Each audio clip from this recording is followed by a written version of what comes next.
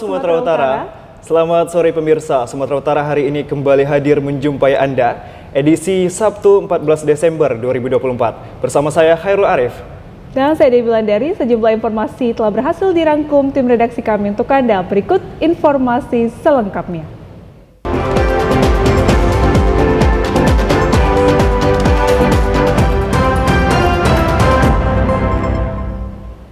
Pemirsa, tim penyidik Kejaksaan Negeri Binjai menetapkan mantan Direktur Perusahaan Daerah Air Minum Tirtasari berinisial T sebagai tersangka dugaan korupsi pengelolaan keuangan dan dana penyertaan modal tahun anggaran 2018 sampai 2020. Dengan penetapan ini sudah ada 2 orang tersangka, satu berinisial RS selaku rekanan dan telah ditahan.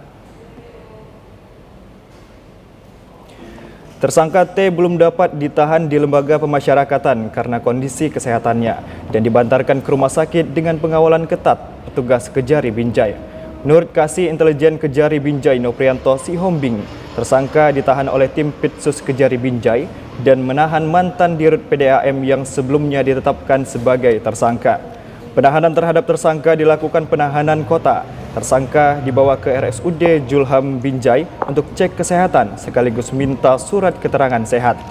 T ditetapkan tersangka usai penyelidikan melakukan serangkaian penyelidikan hingga penyidikan.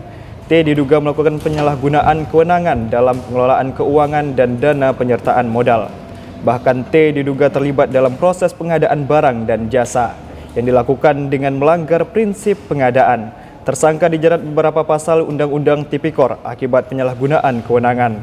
Pelaksanaan pengadaan tidak dilakukan berdasarkan prinsip seperti terbuka atau bersaing, transparan dan adil yang berdampak terjadi pengadaan monopoli. Tersangka juga banyak menaikkan tunjangan yang tidak prosedural serta mengalihkan dana penyertaan yang bukan peruntukannya. Kerugian negara dalam perkara dugaan korupsi ini senilai hampir 1 miliar rupiah. Tim Pitsus Kejaksaan Negeri Binjai telah melakukan penahanan terhadap salah satu tersangka dalam dugaan tindak pidana korupsi pengelolaan keuangan dan dana penyertaan modal pada PDAM Tirtasari Kota Binjai tahun 2018 sampai 2020. Beliau disangka melanggar pasal primer pasal 2 ayat 1 untuk pasal 3 pasal 18 Undang-Undang Tipikor. Ya, di mana ancaman hukumannya 4 sampai maksimal 20 tahun. Setelah kami nanti tim mendalami perkara ini, mungkin akan ada tersangka baru. Pemirsa, akibat curah hujan yang tinggi menyebabkan longsor dan material lumpur menimpa kantor balai desa hingga hancur total. Tepatnya di Desa Jangga Toruan, Kecamatan Lumban Julu, Kabupaten Toba, sekitar pukul 3 dini hari tadi. Camat Lumban Julu, Besron Dolok Saribu menyatakan selain material longsor menimpa kantor balai desa yang masih belum ditepati, juga menutup badan jalan sehingga tidak bisa dilalui masyarakat sekitar. Besron juga menambahkan pihaknya sejauh ini telah menghubungi Kabupaten Toba untuk segera ditangani. Sejauh ini akibat longsor tersebut tidak ada korban jiwa. Sementara itu salah seorang warga Olowan Messi Sirait menyatakan saat ini masyarakat sangat terganggu jika melintas akibat material jalan yang menutupi jalan ke desa tersebut dan berharap agar pemerintah Kabupaten Toba dapat segera mengirimkan bantuan untuk menangani longsor. Warga berharap supaya hal ini ditangani secepatnya oleh pihak terkait atau Pemkab Toba. Dan harapannya juga semoga longsor-longsor tidak terjadi lagi di daerah kita ini. Pemirsa, warga Jalan Starban, Kecamatan Medan Polonia dikejutkan dengan terbakarnya 6 unit rumah pada Jumat malam. Belum diketahui pasti penyebab kebakaran tersebut, namun kerugian material ditaksir mencapai ratusan juta rupiah. Dari video amatir memperlihatkan kobaran api membesar dan asap tebal membumbung tinggi ke udara, membakar sejumlah rumah di Jalan Starban, Kecamatan Medan Polonia pada Jumat malam. Sejumlah warga sekitar lokasi berusaha memadamkan api dengan alat seadanya. Sebelum petugas pemadam kebakaran tiba di lokasi, sementara itu sejumlah warga lainnya yang rumahnya berdekatan dengan kobaran api tampak sibuk mengeluarkan barang-barang berharga dari dalam rumah ke tempat lokasi yang lebih aman. Kencangnya tiupan angin dan bahan material bangunan rumah yang terbuat dari kayu menyebabkan api cepat membesar. Tidak berselang lama petugas pemadam kebakaran dari pemerintah Kota Medan tiba di lokasi kebakaran setelah mendapat informasi. Dibantu warga langsung berjibaku memadamkan kobaran api. Kepala Dinas Pemadam Kebakaran Pemko Medan Muhammad Yunus mengatakan, petugas pemadam sempat kewalahan akibat sempitnya akses jalan masuk untuk menuju ke titik lokasi kebakaran. Setelah berjibaku kurang lebih hampir 1 jam, petugas akhirnya berhasil memadamkan kobaran api. Dengan mengerahkan 10 unit mobil kebakaran, tidak ada korban jiwa maupun luka-luka dalam peristiwa kebakaran ini. Akibat peristiwa kebakaran ini, pemilik rumah mengalami kerugian material ditaksir mencapai ratusan juta rupiah. Jadi kita menerima laporan langsung melalui pusat data informasi kami. Di lokasi sendiri sedang masuk ke tahap pendinginan.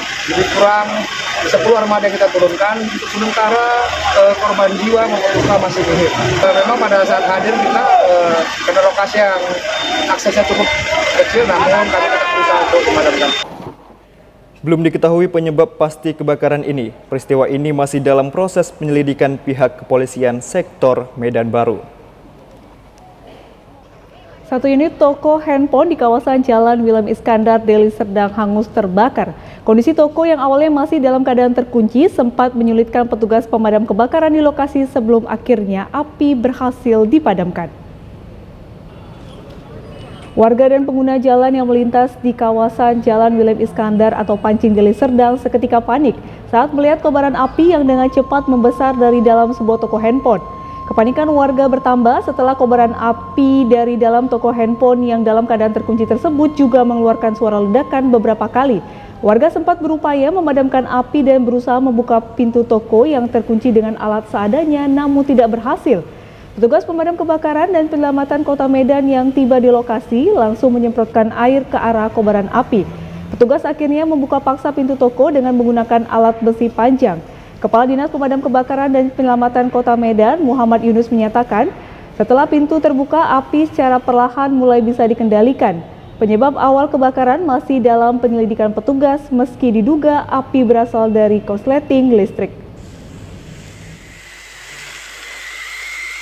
Telah terjadi kebakaran di Jalan Pancing, Kecamatan Medan Tembung. Ya, jadi saat ini untuk objek yang terbakar adalah tempat usaha berjenis bangunan ruko. Sementara korban jiwa maupun luka masih nihil, itu kurang 6 unit armada yang kami turunkan. Sebanyak 6 unit armada pemadam kebakaran dikerahkan untuk memadamkan api. Kerugian ditaksir mencapai ratusan juta rupiah. Diduga akibat korsleting listrik, sebuah mobil di Binjai ludes terbakar saat diperbaiki di bengkel. Warga Jalan Juanda, Kelurahan Mencirim, Kecamatan Binjai Timur, Kota Binjai, dihebohkan dengan terbakarnya 1 unit mobil minibus di depan sebuah bengkel. Kebakaran mobil ini berawal saat mobil jenis Datsun Go yang sedang diperbaiki dan akan dipasang kabel aki. Tiba-tiba saja keluar api dan menyambar selang bensin mobil dan langsung menyebabkan kobaran api. Pemilik mobil yang diketahui warga Kelurahan Kebun Lada, Kecamatan Binjai Utara, bersama pekerja bengkel tidak bisa berbuat apa-apa karena kobaran api yang begitu besar. Menurut warga, mobil tersebut sebenarnya telah selesai diperbaiki, namun saat akan masang kabel ke aki mobil, tiba-tiba muncul api dan membakar seluruh mobil. Api tiba-tiba berkobar besar, warga tidak ada yang berani memadamkan api dan mobil hangus terbakar. Sejumlah warga berinisiatif menghubungi BPBD Kota Binjai. 2 unit mobil kebakaran yang tiba kemudian memadamkan api meski api dapat dipadamkan, namun kondisi mobil telah hangus seluruhnya. Kepala BPBD Kota Binjai, Rudi Iskandar Barus menyatakan tidak ada korban jiwa dalam peristiwa terbakarnya mobil tersebut. Namun kerugian diperkirakan mencapai ratusan juta rupiah. Pemirsa, motor pekerja toko di Kota Medan menjadi sasaran aksi pencurian kawanan curanmor yang beraksi pada dini hari. Sebelum membawa kabur motor, pelaku membobol pagar toko, kemudian mematahkan stang sepeda motor dan kabur. Para pelaku terekam kamera pengawas CCTV dalam melancarkan aksinya. Dari rekaman kamera CCTV merekam detik-detik aksi 4 orang kawanan curanmor saat beraksi di salah satu toko yang berada di Jalan Pukat 7, Kota Medan. Pelaku yang diduga merupakan komplotan ini sudah menargetkan sepeda motor korban. Terlihat dari pelaku yang melintas dan langsung menuju toko tempat korban bekerja. Tidak butuh waktu lama, para pelaku membobol pagar toko. Dengan sigap, 2 orang pelaku langsung masuk ke garasi dan mematahkan stang sepeda motor korban. Sementara 2 orang pelaku berjaga di luar sambil memantau situasi. Pelaku dengan cepat mendorong sepeda motor korban keluar lalu menghidupkan sepeda motor dan kabur ke arah Jalan Aksara. Korban Feiman Lavau menyatakan saat kejadian sedang tengah tertidur. Korban baru menyadari sepeda motornya sudah tidak ada ketika pagi hari diberitahu oleh rekan kerjanya. Aku tahunya orang itu yang bilang kakak kerja di tempat itu. Orang mandornya yang bilang kalau keretaku itu hilang. Aku langsung turun nangis-nangis. Habis itu lama-lama banyak orang datang di rumah, entah Kevin, entah siapa dipanggil bos itu kan. Baru ada juga saudara yang bilang langsung kantor polisi aja melapor. Korban sudah membuat laporan kehilangan ke Polsek Medan Tembung. Polisi juga sudah melakukan olah tempat kejadian perkara dan mengumpulkan sejumlah barang bukti termasuk rekaman kamera CCTV. Pemirsa, kami akan segera kembali dengan sejumlah informasi lainnya. Tetaplah bersama kami di Sumatera Utara hari ini.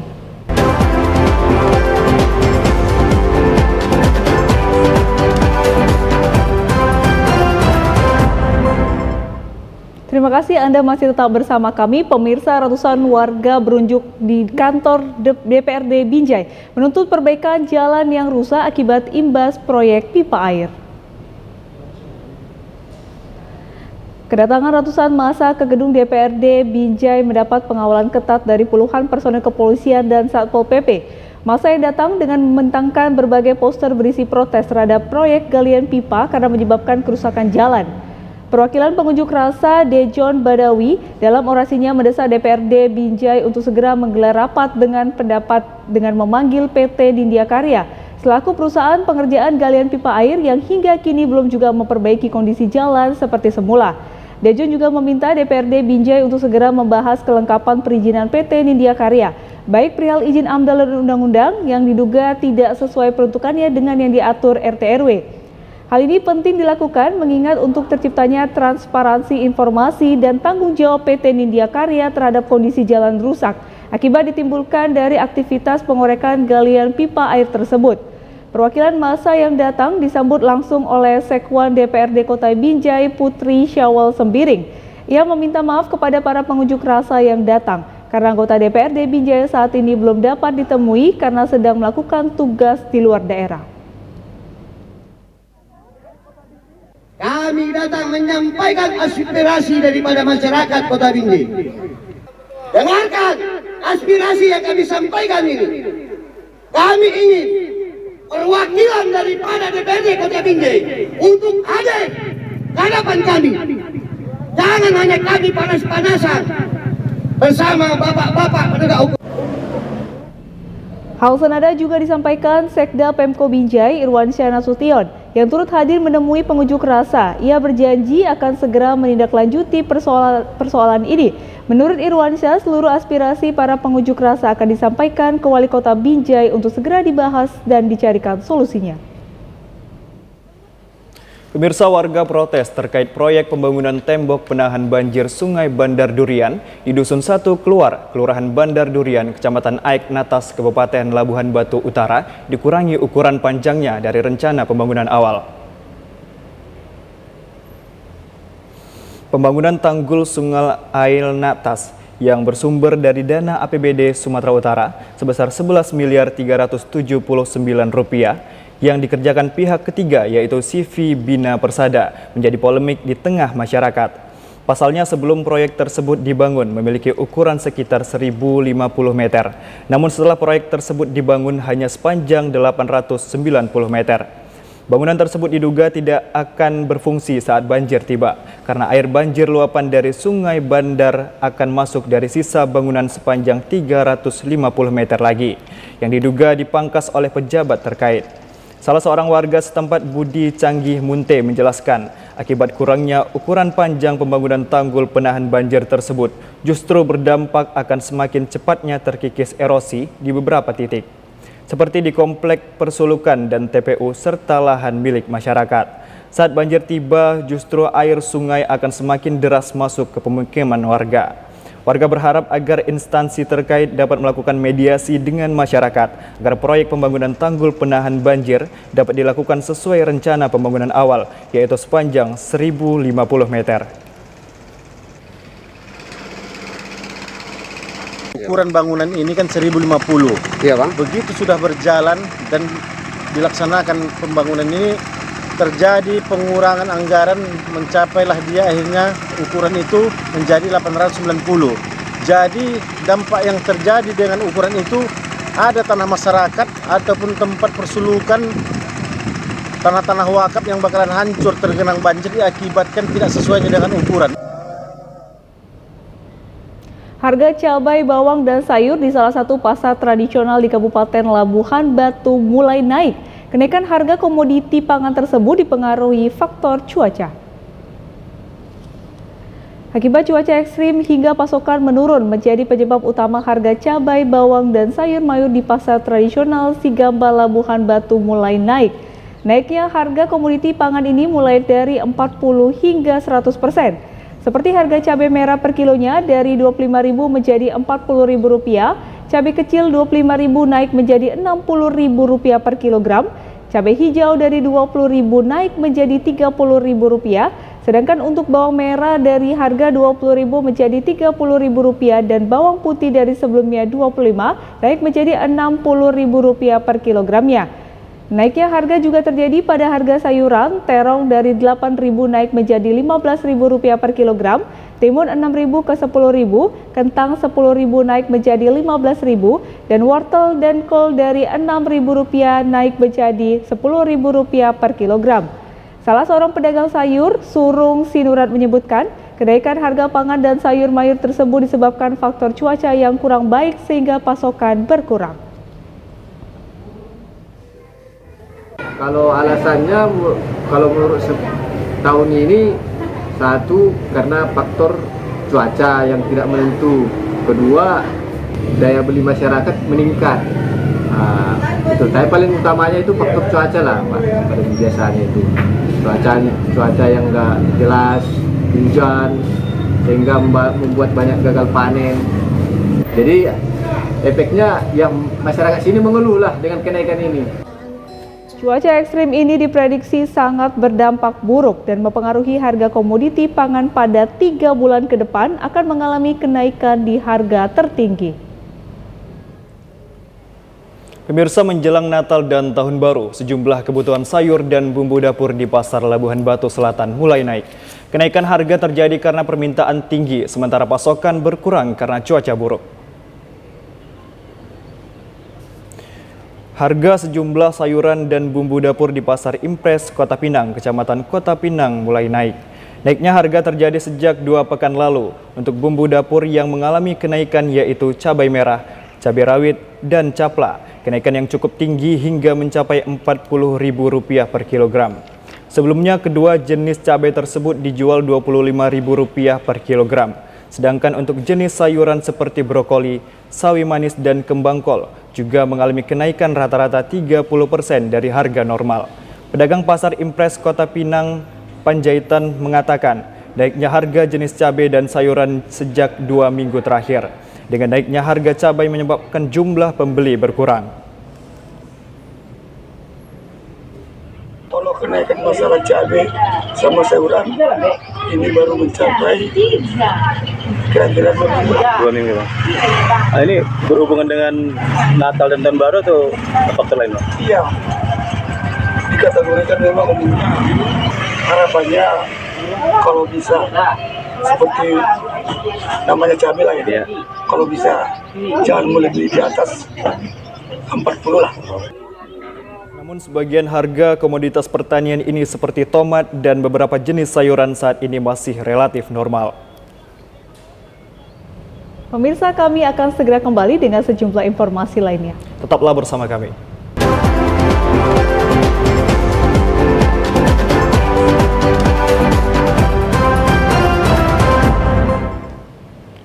Pemirsa, Dharma Wanita Persatuan Provinsi Sumatera Utara menggelar perayaan Natal yang diikuti seluruh EPD Provinsi Sumatera Utara.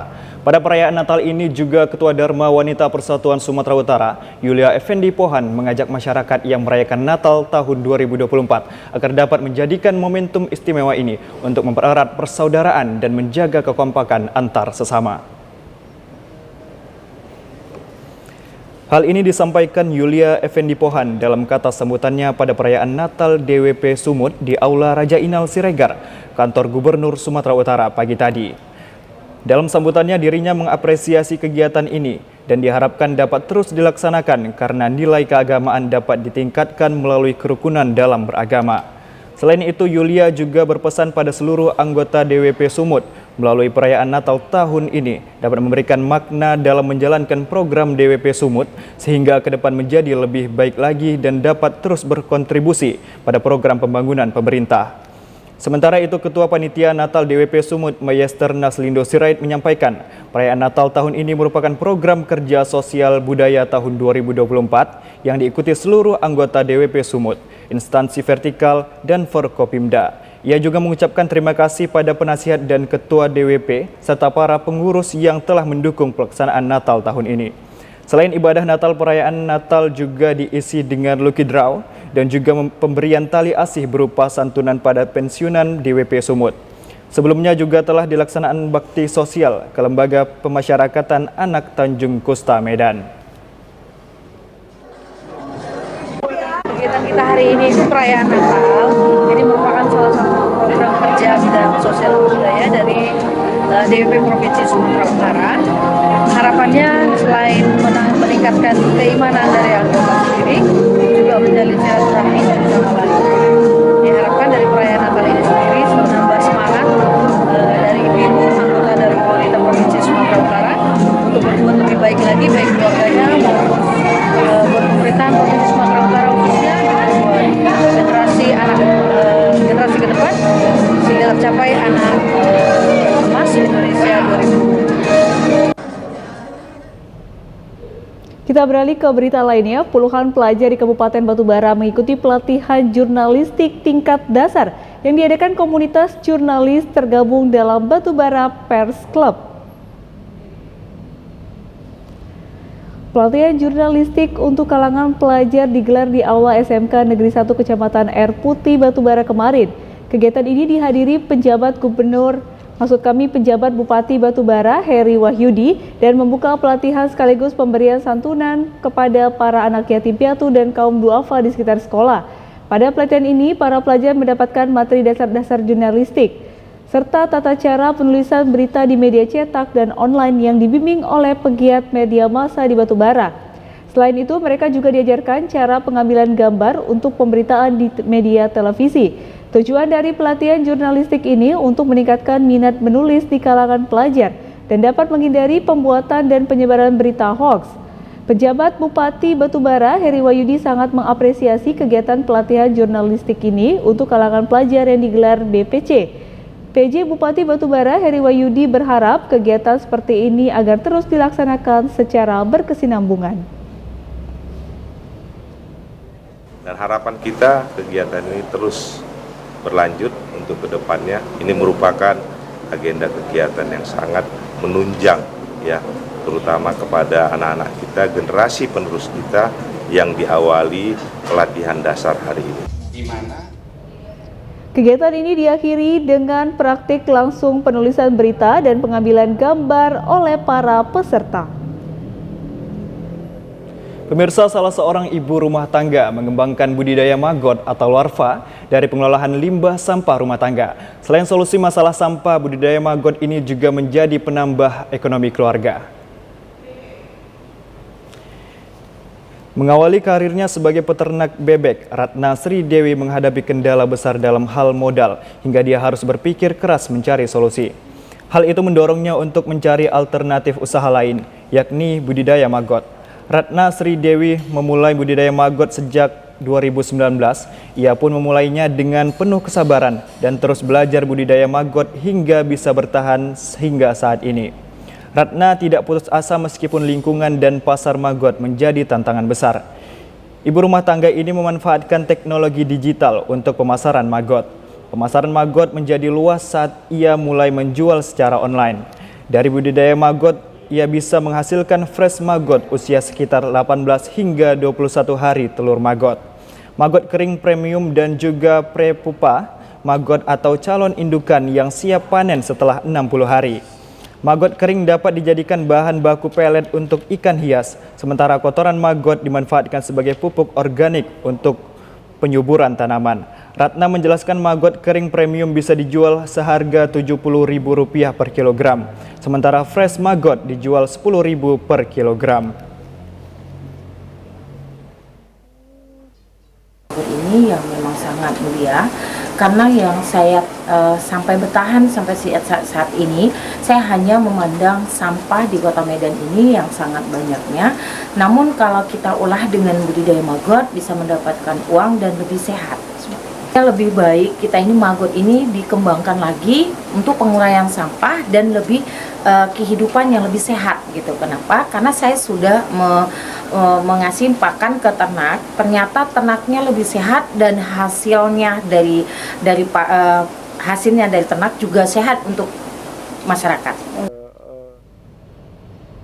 Program pemerintah Presiden Prabowo terkait pemberian makan bergizi bagi generasi bangsa untuk menuju Indonesia Emas hingga kini masih terus dilakukan jajaran TNI. Seperti halnya dilakukan aparat TNI Kodim 0203 Langkat, setiap minggu pemberian makanan bergizi dan tambahan bagi siswa sekolah dasar di wilayah Kota Binjai dan Kabupaten Langkat. Pemberian makanan bergizi ini sesuai dengan perintah Komandan Satuan Angkatan Darat yang turut memperhatikan gizi dan perkembangan generasi bangsa serta penurunan angka stunting di seluruh wilayah di Indonesia. Pemberian makanan bergizi dan seperangkat alat tulis ini menyasar pada Sekolah Dasar 025973, Kelurahan Binjai Estate, Kecamatan Binjai Selatan. Pemberian makanan bergizi dan alat tulis ini dilakukan dengan cara mendatangi langsung sekolah dasar yang dikomandai oleh Ketua Persid Kodim 0203 Langkat sekaligus menyambut Hari Juang Kartini ke-79 tahun 2024. Program pemberian makan bergizi bagi generasi bangsa ini tentunya sangat ditunggu dan dinantikan oleh ribuan siswa yang ada di wilayah Kabupaten Langkat dan Kota Binjai. Hal ini terbukti ratusan sekolah masih menunggu antrian untuk dikunjungi aparat TNI Kodim 0203 Langkat yang menjadi TNI sebagai idola cilik. Terlihat ratusan siswa sekolah dasar sangat antusias menyambut kedatangan Ketua Persid Kodim 0203 Langkat beserta jajaran sambil memberikan contoh yang baik serta menumbuhkan rasa cinta masyarakat terhadap Tentara Republik Indonesia. Panglima Penghubung TNI Kodim 0203 Langkat, Hasanuddin Batubara menyatakan sebanyak 400 lebih paket makanan bergizi serta alat tulis yang diberikan ke siswa sekolah dasar setiap minggu sesuai dengan perintah Komandan Satuan Angkatan Darat untuk menciptakan generasi sehat menuju Indonesia Emas tahun 2045 mendatang. Kegiatan pemberian makanan bergizi ke anak-anak sekolah SD ya sejumlah 420 siswa menindaklanjuti perintah dari Bapak Kasat ya. Program ini memang yang sudah diprogramkan oleh Bapak Kasat mendukung program pemerintah juga bahwa untuk menciptakan generasi sehat menuju Indonesia Emas tahun 2045. Targetnya ini rencananya setiap minggu akan kita laksanakan. Karena sesuai dengan perintah dari komando atas, pemberian makanan bergizi ini dalam bulan Desember ini diharapkan bisa dilaksanakan setiap minggunya. Aparat TNI Kodim 0203 Langkat juga turut menyulangi para siswa sekolah dasar sambil memberikan motivasi sesuai moto TNI Kuat Bersama Rakyat. Pemirsa, uji coba program makanan bergizi gratis untuk para pelajar merupakan salah satu program unggulan Presiden Prabowo Subianto masih menunggu peraturan pemerintah agar dapat terlaksana sistem dengan baik. Uji coba program makan bergizi gratis digelar di sejumlah sekolah diantaranya di SMP Negeri 2 Kisaran, Kabupaten Asahan. Kegiatan ini dihadiri Sekretaris Daerah Pemkab Asahan, Zainal Arifin Sinaga, dan instansi terkait lainnya untuk melihat langsung pendistribusian dan jenis makanan bergizi gratis yang dibagi. Kegiatan diawali dengan melakukan sosialisasi program makan bergizi gratis kepada para siswa. Dilanjutkan dengan pembagian paket makanan berisi nasi, ayam goreng, dan sayuran. Dalam keterangan, Sekretaris Daerah Pemkab Asahan mengatakan, uji coba program makan bergizi gratis akan terus dilakukan di 25 kecamatan yang ada dengan menggunakan dana yang bersumber dari APBD Kabupaten Asahan tahun 2024. Terlaksananya program uji coba makan bergizi gratis ini dapat memberi pemahaman kepada peserta didik dan masyarakat tentang pentingnya pemenuhan asup karbohidrat dan gizi pada tubuh manusia. Pemerintah Kota Asahan pada hari ini menetapkan ada 3 sekolah, 1 SMP, yang kedua 2 ada SD negeri, akan melakukan coba pemberian makanan bergizi gratis ini untuk ke 25 kecamatan. Teknisnya kita masih melakukan kegiatan ini dengan menggunakan APBD 2024 dan kita masih menunggu aturan ketentuan yang lebih lanjut. Program makan bergizi gratis diharapkan menjadi pelajar sehat dan cerdas, terwujudnya generasi emas 2024. Pemirsa, program makan gratis yang merupakan salah satu program andalan Presiden Prabowo Subianto semakin gencar digelar. Di Kota Tanjung Balai, makan gratis dibagikan sebanyak 1.000 pelajar. Ini disebar di 4 sekolah dasar, diantaranya SD Negeri 130001 yang berada di Jalan Teluk Nibung, Kelurahan Setualang Raso. Makan siang bergizi yang disajikan Pemko Kota Tanjung Balai bersama Dinas Departemen Perikanan melalui BP3 Belawan ini berupa nasi putih, ikan, telur rebus, sayur, dan pisang.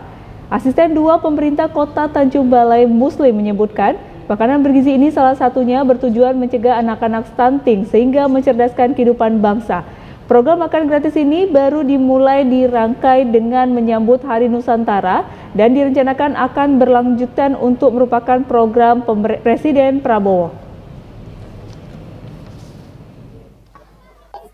Program gratis ini akan berkelanjutan, ini baru dimulai karena nanti mungkin tahun 2025 pasti sebagaimana program Presiden Prabowo akan dilaksanakan terus, mungkin bisa jadi tiap hari, itu tergantung dari nanti instansi masing-masing yang mengadakan. Tapi untuk Departemen Perikanan ini diadakan beberapa tempat, salah satu dalam rangka menyambut Hari Nusantara yang jatuh pada tanggal 12 Desember. Jadi ini mungkin akan diteruskan pelaksanaannya ke depan, bukan hari ini aja. Ini dilaksanakan di 4 sekolah yang penerimanya 1.000 orang siswa dari sekolah SD di Kota Tanjung Balai. Pemirsa, naiknya harga sejumlah kebutuhan bahan pokok di pasar jelang Natal dan pergantian tahun membuat ibu-ibu rumah tangga di Kota Sibolga manfaatkan kehadiran pasar murah sembako yang digelar Pemkot Sibolga di 4 kecamatan. Meski harus mengantri dalam melakukan pembelian, namun tidak menyurutkan niat para ibu-ibu rumah tangga ini untuk berbelanja untuk mendapatkan kebutuhan sembako murah di tengah kenaikan harga sejumlah bahan pokok. Di pasar murah sembako yang digelar tersebut, para ibu rumah tangga dapat memperoleh kebutuhan pokok seperti beras jenis premium 10 kg dengan harga Rp142.000, minyak goreng kemasan seharga Rp18.000 per liternya. Begitu juga dengan gula pasir dijual Rp17.000 per kilogramnya. Sementara telur ayam Rp47.000 setiap papan. Tepung terigu dengan harga Rp11.000 per kilogramnya. Sementara harga sembako lainnya dijual dengan harga yang telah disubsidi Dinas Pendistribusian dan Perdagangan Pemkot Kota Sibolga. Dalam pasar murah sembako yang digelar Pemkot Sibolga tersebut, para ibu rumah tangga ini diberikan jatah masing-masing sebanyak 2 jenis bahan pokok setiap pembelian. Para ibu rumah tangga yang melakukan pembelian sembako di pasar murah mengaku sangat terbantu dalam mencukupi kebutuhan bahan pokok karena harga lebih murah dari harga di pasaran. Ada susu, sirup, mentega, gula, tepung. Ke pasar? Jauh lah.